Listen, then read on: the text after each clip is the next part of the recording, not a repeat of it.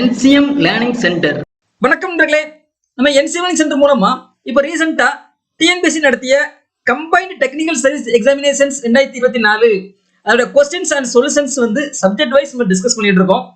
Already electrical circuits, control system அந்த subjects உடைய questions and solutions வந்து டிஸ்கஸ் பண்ணியாச்சு. அந்த வீடியோ உங்களுக்கு வேணும்னா இந்த வீடியோடைய டிஸ்கிரிப்ஷன் பாக்ஸ்ல அந்த வீடியோ லிங்க் கொடுத்துருக்கேன், நீங்க பாத்துக்கோங்க. இப்போ இந்த வீடியோல எலக்ட்ரோ மேக்னெட்டிக் ஃபீல்ட் தியரி சப்ஜெக்ட்ஸ்ல டாபிக் வைஸா என்னென்ன क्वेश्चंस கேட்டிருக்காங்க, அது எப்படி சால்வ் பண்றது அப்படிங்கறத பத்தி பேசலாம். ஃபர்ஸ்ட் கெபாசிட்டன்ஸ் கால்குலேஷன்ஸ்ல ஒரு क्वेश्चनும், டைவர்ஜென்ட் அண்ட் கர்ல் கால்குலேஷன்ஸ் அதுல ஒரு क्वेश्चनும், Gauss law and charges calculations அதுல ஒரு 2 क्वेश्चनும், forces and work done by charges calculations அதுல வந்து ஃபோர்சஸ்ல ஒரு क्वेश्चनும், வொர்க் டன் கால்குலேஷன்ஸ்ல ஒரு क्वेश्चनும், சோ 2 क्वेश्चंस கேட்டிருக்காங்க. அதுக்கு அப்புறம் electric field, potential, flux density இதுல இருந்து ஒரு 4 क्वेश्चंस கேட்டிருக்காங்க. ஃபோர்சஸ் பை மேக்னெட்டிக் ஃபீல்ட் அதுல ஒரு 2 क्वेश्चनும், அதுக்கப்புறம் ஃபேரடேஸ் லா அதுல ஒரு क्वेश्चनும், self inductance, mutual inductance calculations அதுல ஒரு क्वेश्चनும், ஆம்பியர்ஸ் லால இருந்து ஒரு क्वेश्चनும், பயாட்-சாவர்ட் லா அதுல இருந்து ஒரு 2 क्वेश्चनும், கடைசியா uniform plane waves and transmission இதுல இருந்து 3 क्वेश्चनும். சோ டோட்டலா 20 क्वेश्चंस கேட்டிருக்காங்க. இந்த 20 क्वेश्चनும் டாபிக் வைஸா நம்ம வந்து டிஸ்கஸ் பண்ண போறோம். ஓகேங்களா? நம்ம NCM லேர்னிங் சென்டர்ல கண்டினியூஸா வந்து ஒரு இன்ஜினியரிங் ரிலேட்டட் மெட்டீரியல்ஸ், ஒரு கவர்மெண்ட் எக்ஸாமினேஷன்ஸ் தேவையான மெட்டீரியல், இன்டர்வியூக்கு தேவையான மெட்டீரியல்ஸ் வந்து கொடுத்துட்டே இருக்கும். ஸோ நம்ம சேனல் சப்ஸ்கிரைப் பண்ணுங்க, கண்டினியூஸா வாட்ச் பண்ணுங்க, டெஃபினட்டா உங்களுக்கு ஒரு நல்ல நாலேஜ் கிடைக்கும். ஓகேங்களா? இப்போ இதை டாபிக் வைஸா சால்வ் பண்ணலாம். ஓகே, ஃபர்ஸ்ட் கெபாசிட்டன்ஸ் கால்குலேஷன்ஸ்ல இருந்து ஃபர்ஸ்ட் क्वेश्चंस. இந்த क्वेश्चन அப்ஜெக்டிவ் பாருங்க. நம்ம என்ன கண்டுபிடிக்கணும் அப்படின்னா, ஒரு பேரலல் பிளேட் கெபாசிட்டர்ஸ் இருக்கு, டயலெக்ட்ரிக் கான்ஸ்டன்ட் கண்டுபிடிக்கணும். சரியா? ரிலேட்டிவ் பெர்மிட்டிவிட்டி கண்டுபிடிக்கணும். கெபாசிட்டன்ஸ் வேல்யூ கொடுத்திருக்காங்க 40 நானோஃபாரட். அந்த டிஸ்டன்ஸ் பிட்வீன் தி 2 பிளேட் அது கொடுத்திருக்காங்க. ஏரியா ஆஃப் தி பிளேட் அது கொடுத்திருக்காங்க. சோ எப்படி கண்டுபிடிக்கிறது நமக்கு தெரியும். ஒரு 2 பிளேட்ஸ், பேரலல் பிளேட்ஸ்க்கு கெபாசிட்டன்ஸ் என்னவா இருக்கும் அப்படின்னா C is equal to A epsilon by D. இந்த எப்சிலான் வேல்யூ எப்படி எழுதலாம் அப்படின்னா epsilon not into epsilon R எழுதலாம். எப்சிலான் நாட்ங்கிறது dielectric constant free space, epsilon Rங்கிறது ரிலேட்டிவ் பெர்மிட்டிவிட்டி. ஓகேவா? சோ எப்சிலான் நாட்ங்கிறது கான்ஸ்டன்ட் வேல்யூ, அந்த வேல்யூ பாத்தீங்கன்னா 8.854 × 10⁻12. ஓகே, இப்போ இதுல நமக்கு அன்னோன் பாராமீட்டர் இருக்கிறது என்னன்னா எப்சிலான் R மட்டும் தான் அன்னோன் பாராமீட்டர். நம்ம அதுதான் கண்டுபிடிக்கணும். C value is known, A value is known, D value is known, epsilon naught value is known. So இந்த ஈக்குவேஷன்ஸ்ல இருந்து நான் எப்சிலான் R கண்டுபிடிக்கிற மாதிரி ரீரைட் பண்றேன். இப்போ இதுமே கிடைக்கும். Epsilon R is equal to C into D by A epsilon naught கிடைக்கும். சரியா? சோ இதுல எல்லா வேல்யூ நோன் வேல்யூ சப்ஸ்டிட் பண்றேன். Capacitance value 40 நானோஃபாரட், so that 10⁻9. D பாத்தீங்கன்னா டிஸ்டன்ஸ் பாத்தீங்க அப்படின்னா distance between the plate 0.1 mm, so 10⁻³ போட்டுட்டேன். அதுக்கப்புறம் ஏரியா ஆஃப் தி பிளேட் பாத்தீங்கன்னா 0.15 மீட்டர் ஸ்கொயர், சோ அப்படியே எழுதிக்கலாம். எப்சிலான் நாட் வேல்யூ போட்டாச்சு. இத சிம்பிளி பண்ணோம்னா எனக்கு எப்சிலான் R வேல்யூ எனக்கு என்ன கிடைச்சிருக்குன்னா 3.01 கிடைச்சிருக்கு. சோ ஆப்ஷன் C வந்து சரியான ஆன்சர். ஓகேவா? சோ அடுத்து 10th questions, divergent and curl calculations ஒரு क्वेश्चंस அதை டிஸ்கஸ் பண்ணலாம். இப்போ என்ன பண்ணணும் அப்படின்னா இந்த வெக்டருக்கு டைவர்ஜென்ட் கண்டுபிடிக்கணும். டைவர்ஜென்ட்ங்கிறது என்னது? டெல் டாட் அந்த வெக்டர்ஸ். சரியா? டெல்ங்கிறது நமக்கு தெரியும் ஆபரேட்டர். டெல் ஆபரேட்டர்ங்கிறது doe by to x into x vector plus doe by doe y into y vector plus doe by to z into az vector. இது டெல் ஆபரேஷன். நம்ம இந்த given வெக்டர் வந்து π ன்னு எடுத்துக்கலாம். So π is equal to x square y z ax vector plus x z az vector. ஓகேவா? இப்போ இந்த ரெண்டுக்கு தான் நம்ம டைவர்ஜென்ட் கண்டுபிடிக்க போறோம். டைவர்ஜென்ட்ங்கிறது என்னது? Del dot π. Del dot π. அப்ப டெல் வேல்யூ இது, டாட் πங்கிறது இது. இப்போ இந்த ரெண்டு டாட் மல்டிப்ளை பண்றேன். எப்படி மல்டிப்ளை பண்றோம்? இந்த ax வெக்டர் கோஎஃபிஷியன்ட் இந்த x வெக்டர் கோஎஃபிஷியன்ட் ப்ராடக்ட் பண்ணனும், பிளஸ் இந்த ay வெக்டர் கோஎஃபிஷியன்ட் உங்க ay வெக்டர் கோஎஃபிஷியன்ட் மல்டிப்ளை பண்ணனும். இந்த இடத்துல ay வெக்டர் இல்ல, அப்ப 0 எடுத்துக்கலாம். அந்த கோஎஃபிஷியன்ட் 0, அப்ப 0 ஐ பெருக்கும்போது எனக்கு 0 கிடைக்கும். அடுத்து இந்த az வெக்டரையும் இந்த az வெக்டரையும் மல்டிப்ளை பண்ணனும். இப்போ எனக்கு என்ன வரும்? எனக்கு இதுமே கிடைக்குமா? டோ by to x x square yz plus டோ பை டோ z xz கிடைச்சிரும். ஓகே, இப்போ இந்த x ஸ்கொயர் yz என்ன பண்றேன்? x ஐ கொடுத்து டிஃபரன்ஷியேட் பண்றேன். இப்போ என்ன கிடைக்கும்? 2x கிடைக்கும். 2x yz க்கு கான்ஸ்டன்ட், சோ yz கிடைச்சிருச்சு. இத வந்து z ஐ கொடுத்து டிஃபரன்ஷியேட் பண்றேன். அப்ப z 1 ஆகும். இப்போ எனக்கு x கிடைக்கும். சோ ஆப்ஷன் C வந்து சரியான ஆன்சர். இதான் டைவர்ஜென்ட் ஆபரேஷன்ஸ். ஓகேவா? ஓகே, அடுத்து 3வது questions, cos law and charges calculations அதுல இருந்து மொத்தம் 2 क्वेश्चंस கேட்டிருக்காங்க. அதையும் பார்க்கலாம். இந்த क्वेश्चनல பாத்தீங்க அப்படின்னா காஸ் லா கண்டுபிடிக்கணும். in terms of electric field intensity, charge density, volume charge density relations இருக்கிற மாதிரியான காஸ் லா நம்ம கொண்டு வரணும். சோ நமக்கு தெரியும் காஸ் லாங்கிறது என்னது? காஸ் லாங்கிறது ஒரு க்ளோஸ்டு சர்ஃபேஸ்ல charge is equal to flux, நமக்கு தெரிஞ்சதுதான். சோ இதை எப்படி எழுதலாம் அப்படின்னா சார்ஜ் வந்து எப்படி எழுதலாம்? நமக்கு தெரியும் charge density is equal to charge by volume. So அப்போ charge is equal to charge density into volume, charge density into volume. சரியா, வால்யூம் போகும்போது ட்ரிபிள் இன்டெக்ரல் வரும். ஓகேவா, இது ஃப்ளக்ஸ் பார்த்தீங்கன்னா flux density is equal flux by area. அப்போ என்ன வரும், flux equal to flux density into area வரும். ஏரியா வரும்போது டபுள் இன்டெக்ரல். ஓகேவா, சார்ஜ்ங்கிறது சார்ஜ் டென்சிட்டி இன்டு வால்யூம், ஃப்ளக்ஸ்ங்கிறது flux density into area. So அதனால இந்த மாதிரி கிடைச்சிச்சா. என்ன பண்றேன், எனக்கு என்ன வேணும், எலக்ட்ரிக் ஃபீல்டுக்கும் சார்ஜ் டென்சிட்டிக்குள்ள ரிலேஷன்ஸ் வேணும். ஸோ நமக்கு தெரியும் d is equal to E epsilon, d is equal to E epsilon. இதை சப்ஸ்டிட் பண்றேன். அப்ப இந்த மாதிரி கிடைக்குமா, double integral d is equal to epsilon double integral E dot d எனக்கு கிடைச்சிடும். ஓகேவா, அடுத்து எனக்கு என்ன பண்றேன் அப்படின்னா டைவர்ஜென்ஸ் தியரம் யூஸ் பண்றேன். டைவர்ஜென்ஸ் தியரம் என்ன பண்ணும், டபுள் இன்டெக்ரலையும் ட்ரிபிள் இன்டெக்ரலையும் ஈக்குவேட் பண்ணும். எனக்கு இந்த மாதிரி கிடைக்கும், double integral is equal to triple integral delta d கிடைக்கும். சரி, டைவர்ஜென்ஸ் தியரம் என்ன சொல்லணும்னா டபுள் இன்டெக்ரலையும் ட்ரிபிள் இன்டெக்ரல் ஈக்குவேட் பண்ணும். பட் எனக்கு ஈங்கிறது டெல்டா கிடைக்கும், டெல்டா ஆபரேஷன்ல கிடைக்கும். ஓகே, ஸோ இது எப்படி எழுதுறேன் அப்படின்னா triple integral of rho DV is equal to இந்த டபுள் இன்டெக்ரல் ஆஃப் டிடிஏக்கு பதிலாக epsilon into triple integral of delta D டிவின்னு எழுதுறேன். ஓகேவா, ஏன்னா இந்த இன்டெக்ரல் ஃபுல்லாக கேன்சல் ஆகணும், அதுக்காக அப்படி எழுதுறேன். ஏன் டைவர்ஜென்ஸ் தியரம் யூஸ் பண்றேன் அப்படின்னா இங்க டபுள் இன்டெக்ரல் இருக்கு, இங்க டபுள் இன்டெக்ரல் இருக்கு. இந்த டபுள் இன்டெக்ரல்ல வந்து ட்ரிபிள் இன்டெக்ரல்ல மாத்திட்டோம்னா மூணு கேன்சல் ஆயிரும். ஸோ அதுக்காக நான் பண்றேன் அப்படின்னா டைவர்ஜென்ஸ் தியரம் யூஸ் பண்றேன். ஓகே, இப்போ இந்த ட்ரிபிள் இன்டெக்ரலும் இந்த ட்ரிபிள் இன்டெக்ரல் கேன்சல் ஆயிருது. அப்ப எனக்கு என்ன வரும் அப்படின்னா delta t is equal to rho by epsilon, epsilon naught கிடைக்கும். ஓகேவா, ஸோ ஆப்ஷன் பாத்தீங்க அப்படின்னா ஆப்ஷன் பி வந்து சரியான ஆன்சர்ஸ். இந்த இடத்துல எப்சிலான் ஆர் வந்து 1 எடுத்துக்கலாம். ஓகேவா, ஓகே. அடுத்து ஃபோர்த் கொஸ்டின்ஸ், சார்ஜஸ் கால்குலேஷன்ஸ் தான். ஒரு கியூப் இருக்கு, அந்த கியூப்ல சார்ஜஸ் மொத்தம் எவ்வளவு இருக்கும் அப்படின்னு சொல்லி கண்டுபிடிக்கணும். சரியா, வெக்டர் டி வெக்டர் கொடுத்தாங்க, ஒரு வெக்டர் கொடுத்தாங்க. ஓகே, ஸோ இதுல பாத்தீங்க அப்படின்னா கியூப்ங்கிறது ஒரு வால்யூம்ல எவ்வளவு சார்ஜ் இருக்குன்னு பார்க்க போறோம். ஸோ அப்போ என்ன பண்றேன் அப்படின்னா நமக்கு தெரியும் சார்ஜ் டென்சிட்டி இந்த ஏரியான்னு தெரியும். ஸோ இது வந்து ட்ரிபிள் இன்டெக்ரல் வால்யூமுக்கு மாத்திரமே என்ன வரும் அப்படின்னா டெல்டா ஆபரேஷன் வரும். Triple integral of delta D DX DV DZ delta operation வந்துருச்சு. Based on divergence theorem use பண்ணிருக்கேன், அது வந்திருக்கு. ஓகேவா, இங்க டி வெக்டர்ஸ் வந்து கொடுத்துருக்காங்க, 5x³ ax வெக்டர் கொடுத்தாங்க. லிமிட் கொடுத்துருக்காங்க. லிமிட்ங்கிறது என்னன்னா கியூப் டைமென்ஷன்ஸ் 2 மீட்டர் டைமென்ஷன்ஸ். சென்டர்ல இருக்கு, அப்போ என்ன வரும் -1 to 1. சரியா, ஸோ இப்போ என்ன பண்றது எப்படி எழுதுறேன் அப்படின்னா q is equal to இந்த ஒவ்வொரு லிமிட் x உடைய லிமிட்டும் -1 to 1, y உடைய லிமிட்டும் -1 to 1, z உடைய லிமிட்டும் -1 to 1. ஏன்னா சைஸ் வந்து 2 மீட்டர். ஓகேவா, ஸோ டெல் ஆபரேட்டர் போட்டாச்சு, வெக்டர் டி வெக்டர் வேல்யூ போட்டாச்சு. ஓகேவா, ஏன் ட்ரிபிள் இன்டெக்ரலுக்கு மாத்திரம் அப்படின்னா கியூப்ங்கிறது வால்யூம். ஓகேவா, ஏரியா பேஸ் பண்ணி செய்யக்கூடாது, வால்யூம் பேஸ் பண்ணி செய்யணும். ஸோ அதனால இந்த மாதிரி வால்யூம் இன்டெக்ரலுக்கு மாத்தியாச்சு. இப்போ என்ன பண்றேன், டெல் ஆபரேஷன்ஸ் மல்டிப்ளை பண்றேன், மல்டிப்ளை பண்ணி நான் இன்டெகிரேட் பண்றேன். இப்போ எனக்கு என்ன வரும், இந்த ரெண்டே மல்டிப்ளை பண்ணோம்னா எனக்கு என்ன வரும், இந்த மாதிரி கிடைக்கும் டோ பை டோ எக்ஸ் 5x³ கிடைக்கும். ஏன்னா ax வெக்டர் தான் மல்டிப்ளை பண்ணணும். ஸோ இந்த மாதிரி கிடைச்சிருச்சு. இப்போ இதை சிம்பிளை பண்றேன், டோ பை டோ எக்ஸ் ஆஃப் 5x³ எனக்கு என்ன வரும் 15x² கிடைக்கும். சரியா, இப்போ என்ன பண்றேன், இதை இன்டெகிரேட் பண்ணி இந்த லிமிட் அப்ளை பண்றேன். அப்ளை பண்ண எனக்கு என்ன வருது அப்படின்னா 10 கிடைச்சு.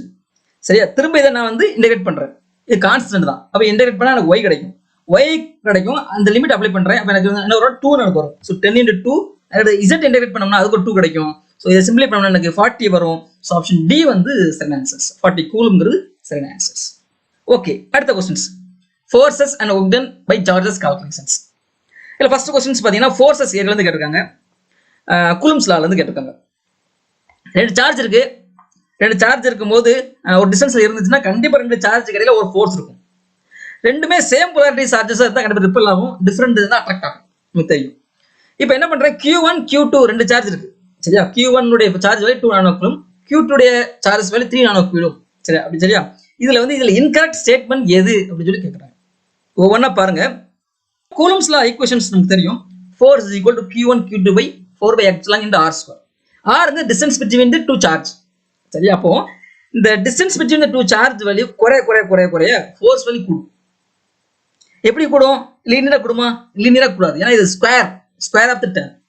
சரியா, அப்போ கண்டிப்பா இந்த ஸ்டேட்மெண்ட் சிங்கிற ஸ்டேட்மெண்ட் தப்பு. இதுல என்ன சொல்லிருக்காங்கன்னா டிஸ்டன்ஸ் வந்து டிகிரிஸ் ஆக Q1 வேல்யூ இன்க்ரீஸ் ஆகும், லீனியர்லி இன்க்ரீஸ் ஆகும் சொல்லிருக்காங்க. லீனியர்லிங்க தப்பு. இது r இருந்ததுன்னா லீனியர் இன்க்ரீஸ் ஆகும். r² இருக்கு, r² வரும்போது அது ஒரு பெரபோலிக் மாதிரி இன்க்ரீஸ் ஆகும். சரியா, ஓகே. ஸோ அப்போ சிங்கிறது சரி. அடுத்த கொஸ்டின்ஸ் ஒர்க் டன்ல கேட்டிருக்காங்க. ஃபோர்ஸ் வேல்யூ கொடுத்தாங்க, டிஸ்பிளேஸ்மென்ட் வேல்யூ கொடுத்தாங்க, அப்புறம் ஒர்க் டன் கண்டுபிடிக்கணும். எப்படி கண்டுபிடிக்கிறது?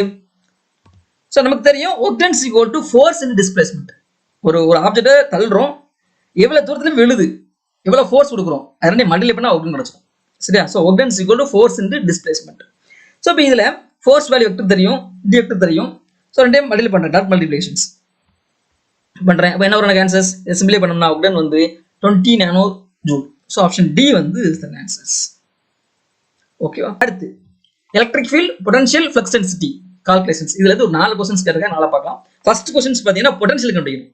ஒரு சார்ஜ் இருக்கு, 1,0,0 இங்க பாயிண்ட்ல எவ்வளவு பொட்டன்ஷியல் இருக்கும் அப்படிங்கிறது நம்ம கண்டுபிடிக்கணும். அது சார்ஜ் எங்க இருக்குன்னா ஆரிஜின்ல இருக்கு.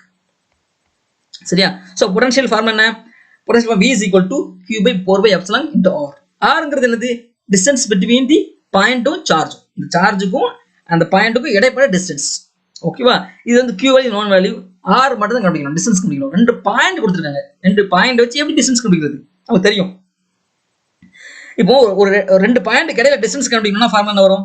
R is equal to root of x1 minus x to the whole square plus y minus y to the whole square plus z1 minus z to the whole square. இதுதான் ரெண்டு பாயிண்ட் இருந்தா ரெண்டு point இடைப்பட்ட distance. Okay, இது வந்து first charge வந்து எங்க இருக்கு? ஆரிஜின்ல இருக்கு. சோ அதோட பாயிண்ட் நம்ம எப்படி எடுத்துக்கலாம் அப்படின்னா 0,0,0 எடுத்துக்கலாம். ரெண்டாவது pங்கிற பாயிண்ட் வேல்யூ கொடுத்துட்டாங்க. So x to y to z value is known 1,0,0. So இந்த ரெண்டு பாயிண்ட் யூஸ் பண்ணி என்ன பண்றேன்? டிஸ்டன்ஸ் கண்டுபிடிக்கிறேன். சப்ஜெக்ட் பண்றப்ப r என்ன வரும்? r value 1. 1 மீட்டர், ரெண்டுக்கு இடைப்பட்ட டிஸ்டன்ஸ் வந்து 1 மீட்டர். இப்போ இந்த பொட்டன்ஷியல் கண்டுபிடிக்கிறதுக்கு எல்லா வேல்யூ known வேல்யூ சப்ஜெக்ட் பண்றேன், ஆன்சர் கண்டுபிடிக்கிறேன். அப்ப என்ன வரும்? V is equal to Q value 2 nano coulombs, 2 × 10⁻⁹ 4 pi epsilon value வந்து நமக்கு எப்சிலான் நாட் தெரியும், 8.854 × 10⁻12 ஃப்ரீ ஃபேஸ். எப்சிலான் r வந்து 1 எடுத்துக்கலாம். ஓகே, அடுத்து டிஸ்டன்ஸ் பார்த்தீங்கன்னா 1 மீட்டர் போட்டாச்சு. இதை சிம்பிளை பண்றேன், பண்ணும்போது என்ன ஆன்சர் வருதுன்னா 17.98 வோல்ட் வருது. ஸோ ஆப்ஷன் சி வந்து சரியான ஆன்சர். ஓகேவா? அடுத்து 8th क्वेश्चंस. இதுல பாத்தீங்கன்னா எலக்ட்ரிக் ஃப்ளக்ஸ் டென்சிட்டிக்கும் ஃபீல்ட் இன்டென்சிட்டிக்கும் உள்ள ரிலேஷன்ஸ் என்ன அது தெரிஞ்சா ஆன்சர் பண்ணிடலாம்.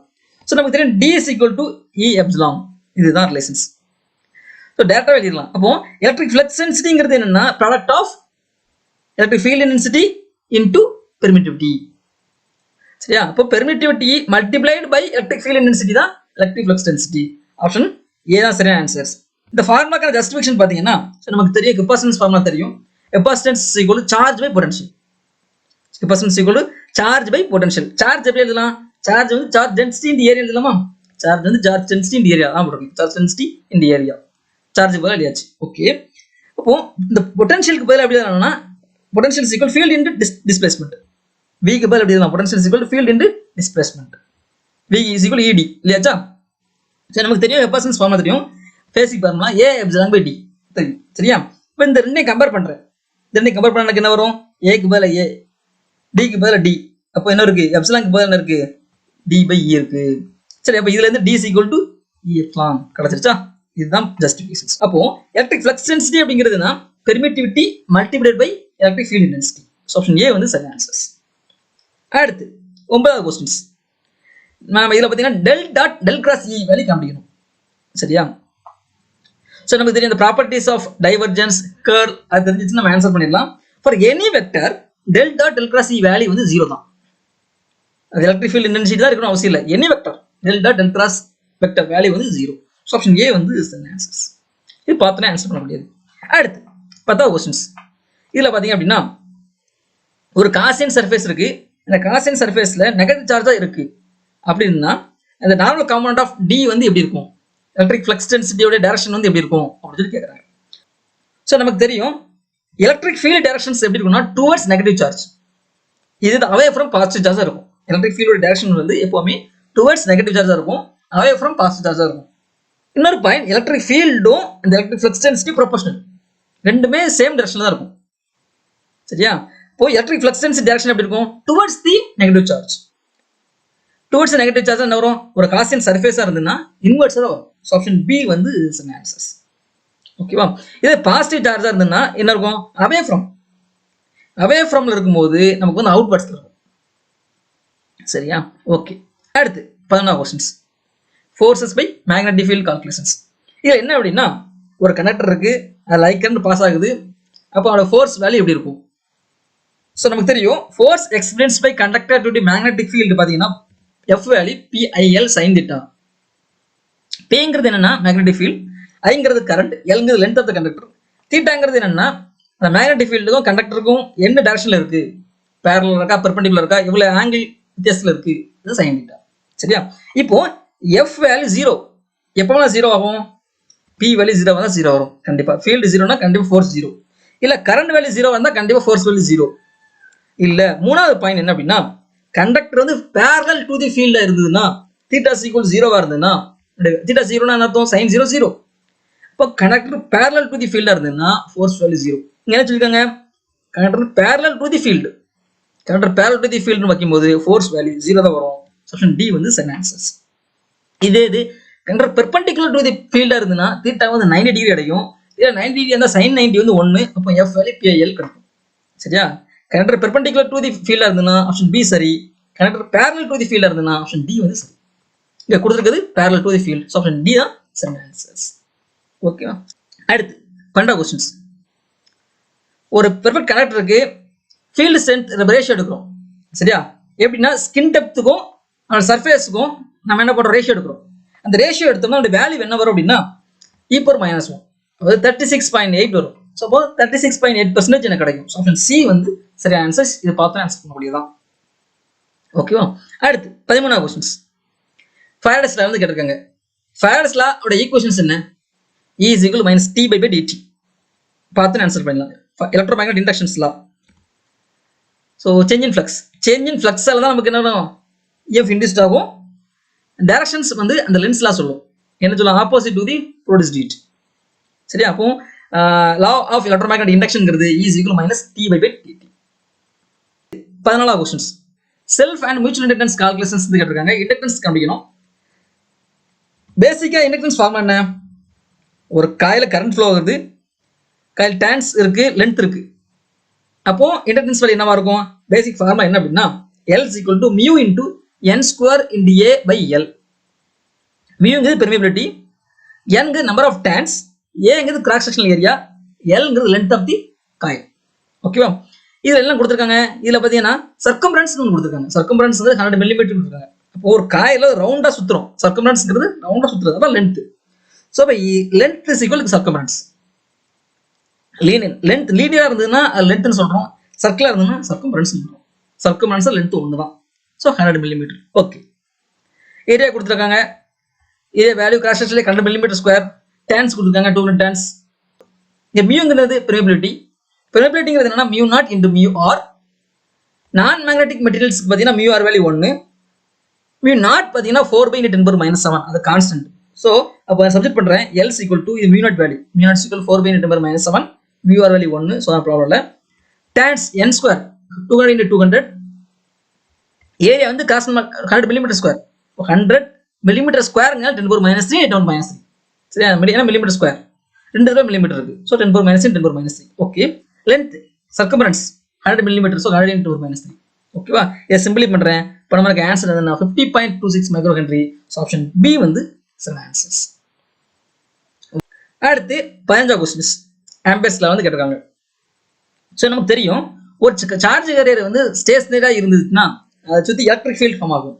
இதே ஒரு சார்ஜ் கேரியர் மூவ் ஆகுது, கரண்ட் ஒரு கண்டக்டர்ல வந்து கரண்ட் போச்சுன்னா அதை சுற்றி மேக்னெட்டிக் ஃபீல்ட் ஃபார்ம் ஆகும். இது வந்து மேக்னெட்டிக் ஃபீல்டுக்கும் கரண்ட்டுக்கும் உள்ள ரிலேஷன்ஸ் வந்து இந்த ஆம்பர்ஸ்லாம் சொல்லும். என்ன வரும்? Integral of B dl is equal to mu into I. இது பேசிக்கா லா, ஆம்பர்ஸ்லோட பேசிக்ஸ். காஸ்லா மாதிரி இது வந்து ஆம்பர்ஸ்லா. காஸ்லா வந்து சார்ஜுக்கு சொல்லும், ஆம்பர்ஸ்லா வந்து எது சொல்லுது? கரண்ட்டுக்கு சொல்லும். அவ்வளவுதான். ஓகேவா? ஓகே. இப்போ நான் என்ன பண்றேன் அப்படின்னா எனக்கு இந்த இதில் இன்டெகிரேஷன் வரக்கூடாது ஈக்குவேஷன்ஸ்ல. அப்போ என்ன செய்யலாம்? ஸோ நமக்கு தெரியும் மேக்னெட்டிக் ஃபீல்டுக்கும் ஃபீல்டு இன்டென்சிட்டிக்கும் உள்ள formula physical mu H. Subject பண்றேன். எனக்கு இந்த மாதிரி கிடைக்கி பிக்கு பதிலாக மியூ ஹெச் போடுறேன். மியூ மியூ கேன்சல் ஆகி எனக்கு இந்த கிடைச்சிருக்கு. ஓகேவா? இப்போ இந்த கரண்ட்டுக்கு பதில் எப்படி எழுதுறேன் அப்படின்னா கரண்ட் ஈக்குவல் என்ன வரும்? கரண்ட் டென்சிட்டி இந்த ஏரியா எழுதிக்கலாமா?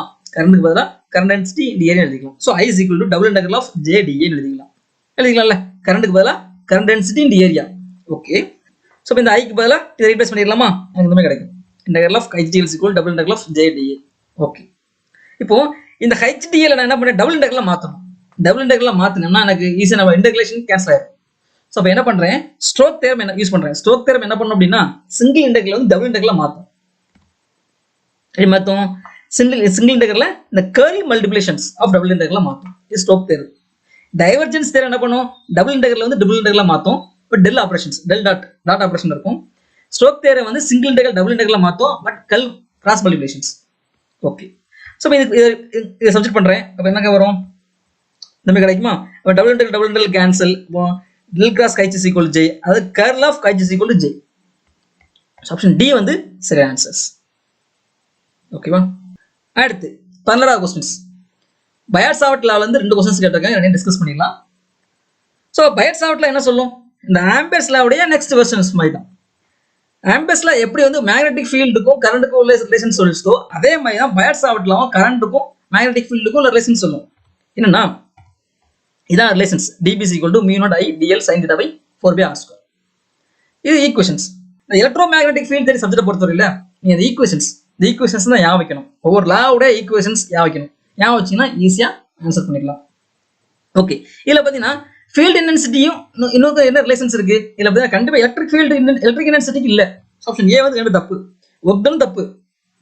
வெக்டர் பொட்டன்ஷியலுங்கிறது தப்பு தான். அப்போ only one electric current. So electric கரண்ட்டுக்கும் ஃபீல்ட் இன்டென்சிட்டிக்கும் உள்ள ரிலேஷன்ஸ் இருக்கு. மேக்னெட்டிக் ஃபீல்ட் இன்டென்சிட்டிக்கும் உள்ள ரிலேஷன்ஸ் இருக்கு. ஆப்ஷன் பி வந்து சரியான ஆன்சர்ஸ். ஓகேவா. அடுத்து 14வது கொஸ்டின்ஸ். இதுவுமே பயாட்-சாவர்ட் ல தான். மேக்னெட்டிக் ஃபீல்ட் இன்டென்சிட்டி நம்ம கண்டுபிடிக்கணும். யூனிஃபார்ம் கரண்ட் வெக்டர் கொடுத்துருக்காங்க, கரண்ட் வெக்டர் கொடுத்துருக்காங்க. பிளேன் வந்து y = 0 பிளேன் கொடுத்தாங்க. ஸோ அப்போ அந்த பிளேன் இருந்துச்சுன்னா மேக்னெட்டிக் ஃபீல்ட் இன்டென்சிட்டி ஃபார்முலா என்ன அப்படின்னா h = ½ k vector into unit normal vector. சரியா, இது வந்து ஏ வெக்டருங்க normal vector, unit normal vector. Okay, K வெக்டருங்க இந்த கொடுத்துருக்க vector current uniform current vector. ஓகேவா. இந்த ஈக்குவேஷன்ஸ் எப்படி வந்துன்னா இது பயாட்-சாவர்ட் ல இருந்து தான் வந்துச்சு. இங்க வந்து கே வெக்டர் பாத்தீங்கன்னா 30az கொடுத்தாங்க. நார்மல் வெக்டர் நம்ம கண்டுபிடிக்கணும். நார்மல் வெக்டர் எப்படி கண்டுபிடிக்கிறது, இங்க பாத்தீங்கன்னா பிளேன் y = 0 கொடுத்தாங்க. பிளேன் y = 0 கொடுத்தாங்க அப்படின்னா நார்மல் வெக்டர் வந்து j பவர். y 0னா j கிடைக்கும், x 0னா i வெக்டர் கிடைக்கும், z 0னா k வெக்டர் கிடைக்கும், யூனிட் நார்மல் வெக்டர் வந்து கிடைக்கும். ஓகே, இப்போ இந்த வேல்யூ வந்து இதுல சப்ஜெக்ட் பண்றேன். அப்ப என்ன வரும், h ரிசீவல் ஆஃப் k வெக்டருக்கு பதிலா 30az. இந்த a வெக்டர் நார்மல் வெக்டருக்கு பதிலா jங்கிறது ay போட்டாச்சு. அப்போ cross multiplications az into ay வந்தா என்ன வரும், -ax. சரியா, சப்ஜெக்ட் பண்றேன். அப்ப என்ன வரும் அப்படின்னா h -15 into x கிடைக்கும். ஆப்ஷன் ஏ வந்து சரியான ஆன்சர்ஸ். ஓகேவா. பயாட்-சாவர்ட் ல 2 क्वेश्चंस கேட்டிருந்தாங்க, ரெண்டையும் சால்வ் பண்ணியாச்சு. இனி வந்து இந்த uniform plane waves and transmissions இதுல இருந்து 3 क्वेश्चंस கேட்டிருக்காங்க, அதை மூணையும் டிஸ்கஸ் பண்ணலாம். ஸோ ஃபர்ஸ்ட் क्वेश्चंस 12வது क्वेश्चंस. இதுல பாத்தீங்கன்னா லாஸ்ட்லெஸ் மீடியம்னு கொடுத்துருக்காங்க. இன்ட்ரின்சிக் இம்பிடன்ஸ் வேல்யூ கொடுத்துட்டாங்க. நம்ம டைஎலக்ட்ரிக் கான்ஸ்டன்ட் வேல்யூ கண்டுபிடிக்கணும். எப்படி கண்டுபிடிக்கிறது, இந்த இன்ட்ரின்சிக் இம்பிடன்ஸ் ரிலேஷன்ஸ் தெரிஞ்சுட்டா நம்ம ஈஸியா ஆன்சர் பண்ணிடலாம். இன்ட்ரின்சிக் இம்பிடன்ஸ் ஃபார்முலா பாத்தீங்கன்னா நீட்டா = √μ/ε. மியூங்கிறது எப்படி எழுதலாம், மியூங்கிறது μ0 into μr. எப்சிலாங்கிறது எப்படி எழுதலாம், ε0 into εr. ஸோ இது எப்படி எழுதலாம் அப்படின்னா இந்த மியூக்கு பதிலாக μ0 μr, எப்சிலாங்க பதிலாக ε0 into εr போட்டுருணும். இங்க வந்து μr வேல்யூ கொடுத்துட்டாங்க, பெர்மியபிலிட்டி μr வேல்யூ 1 அப்படின்னு சொல்லி கொடுத்துட்டாங்க. μ0 வேல்யூ கான்ஸ்டன்ட் 4 × 10⁻⁷ தெரிஞ்சதுதான். எப்சிலாங்கிறது பெர்மிட்டிவிட்டி, எப்சிலாங் நாட்ங்கிறது பெர்மிட்டிவிட்டி இன் ஃப்ரீ ஃபேஸ், அதோட வேல்யூ கான்ஸ்டன்ட் 8.834 × 10⁻12. ஓகே, அப்போ இதுல intensity impedance value known, μ0 value known, μr value known, epsilon naught value known. நம்ம அன்னோன் பெறப்பட்டது ஒன்லி எப்சிலாங் r மட்டும் தான் நோன். அப்போ என்ன பண்ணலாம், இந்த ஈக்குவேஷன்ஸ்ல இருந்து நம்ம கண்டுபிடிச்சிடலாம். சிம்பிளை பண்றேன், ஸ்கொயர் பண்றேன். ஸ்கொயர் பண்ணா இந்த மாதிரி கிடைக்குமா, இந்த வேல்யூ சப்ஸ்டிட்யூட் பண்றேன். அப்போ இது எப்சிலாங் r கண்டுபிடிக்கிறேன். கண்டுபிடிச்சா எனக்கு என்ன வரும் அப்படின்னா 3.99, அதாவது 4 வேல்யூ கிடைக்கும். So dielectric constant epsilon r பாத்தீங்கன்னா 4. ஆப்ஷன் சி வந்து ஆன்சர்ஸ். ஓகேவா. அடுத்த क्वेश्चंस. இதுல பாத்தீங்கன்னா ஸ்டாண்டிங் வேவ் ரேஷியோ நம்ம கண்டுபிடிக்கணும். ரிஃப்ளெக்ஷன் கோஎஃபிஷியன்ட்ஸ் கொடுத்துருக்கு, ரிஃப்ளெக்ஷன் கோஎஃபிஷியன்ட்ஸ் சொல்லி கொடுத்துருக்காங்க. நம்ம இதுல இருந்து என்ன பண்ணணும், ஸ்டாண்டிங் வேவ் ரேஷியோ கண்டுபிடிக்கணும். So standing wave ratio formula தெரிஞ்சுன்னா அவ்வளோ முடிஞ்சது. ஸ்டாண்டிங் வேவ் ரேஷியோ ஃபார்முலா பாத்தீங்க அப்படின்னா 1 + இந்த reflection coefficient divided 1 - reflection coefficient. ஓகேவா. ஸோ சப்ஸ்டிட்யூட் பண்றேன் டைரக்டா. என்ன வரும், 1 - 1/3 டிவைட் 1 + 1/3 கிடைக்குமா. சிம்பிளை பண்ணா எனக்கு என்ன வரும்னா 1/2 வரும். ஸோ 0.5. ஆப்ஷன்ஸ் பி வந்து சரியான ஆன்சர். ஓகேவா. அடுத்து கடைசி क्वेश्चंस. இதுல கேட்டிருக்காங்க அப்படின்னா டைம் அவரேஜ் பவர் கண்டுபிடிக்கணும். இந்த வேவுக்கு டைம் அவரேஜ் பவர் கண்டுபிடிக்கணும். Relative permittivity is given 100/π². Electric field value is given 12 V/m கொடுத்தாங்க. நான் மேக்னெட்டிக் மீடியம் சொல்லிட்டாங்க. நான் மேக்னெட்டிக் மீடியம்னா μr வேல்யூ 1. ஓகேவா. டைம் அவரேஜ் பவர் ஃபார்முலா பாத்தீங்க அப்படின்னா P average is equal to half into E square by neta. நீட்டாங்கிறது intrinsic impedance. So இங்கே E value is given, electric field is given 12 volt per metre கொடுத்தாங்க. நீட்டா value மட்டும் கண்டுபிடிக்கணும். Intrinsic impedance value கண்டுபிடிச்சோம்னா இந்த டைம் அவரேஜ் பவர் கண்டுபிடிச்சிடலாம். So எப்படி கண்டுபிடிக்கிறது? So intrinsic impedance formula already தெரியும். நீட்டா is equal to of mu by epsilon.